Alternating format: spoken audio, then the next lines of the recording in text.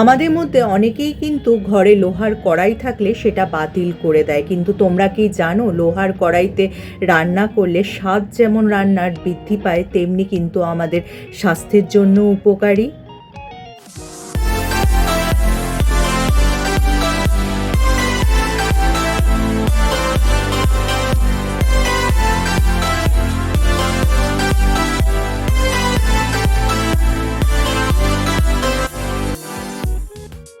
Hello friends, welcome back to my channel. আমার সব বন্ধুরা কেমন আছো?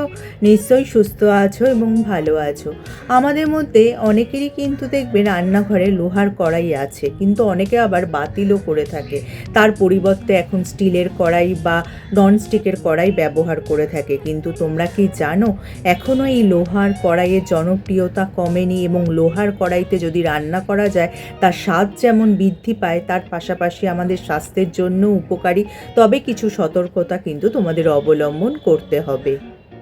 এই লোহার কড়াইতে রান্না করলে কিন্তু আয়রন অনেক সময় খাবারে মিশে যেতে পারে, বিশেষ করে ডাল, শাকসবজি বা ঝোল জাতীয় কোনো খাবার যদি রান্না করো তাহলে কিন্তু সেক্ষেত্রে এটা ঘটতে পারে। যাদের শরীরে আয়রনের ঘাটতি আছে তাদের কিন্তু লোহার কড়াইতে রান্না করলে তাদের উপকার হতে পারে। এছাড়া কিন্তু লোহার কড়াইতে রাসায়নিকের ঝুঁকি কম থাকে। দেখবে এখন যেসব বাসন পাওয়া যায় কোটিং দেওয়া, সেগুলো আবার তাপের সংস্পর্শে আসলে কিন্তু রাসায়নিক বিক্রিয়া হতে পারে।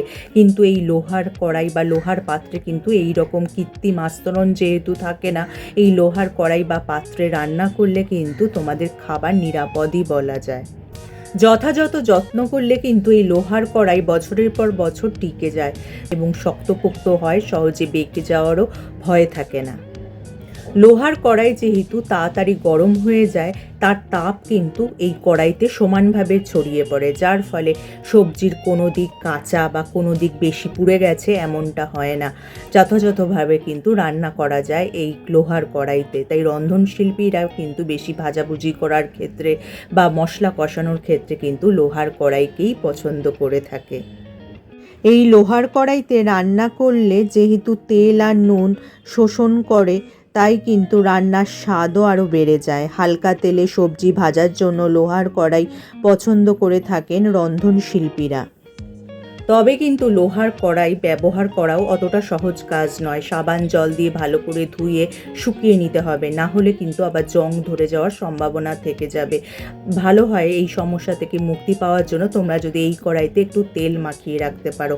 আর দীর্ঘক্ষণ ধরে অম্ল জাতীয় খাবার রান্না করলে কিন্তু রাসায়নিক বিক্রিয়া হতে পারে, তাই সেই দিকেও কিন্তু তোমাদের নজর রাখতে হবে।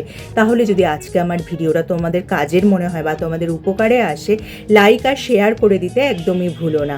যারা আমার এই চ্যানেলটা প্রথম দেখছো, চ্যানেলটাকে অবশ্যই সাবস্ক্রাইব করে নিও এরকম উপযোগী ভিডিও আরও দেখার জন্য। তার পাশে যে বেল আইকনটা আছে ওটা প্রেস করে অন করে দিও, যার ফলে যখনই আমি ভিডিও আপলোড করব নোটিফিকেশান তোমাদের কাছে পৌঁছে যাবে। আজ তাহলে আসি, আবার দেখা হবে আগামী পর্বে।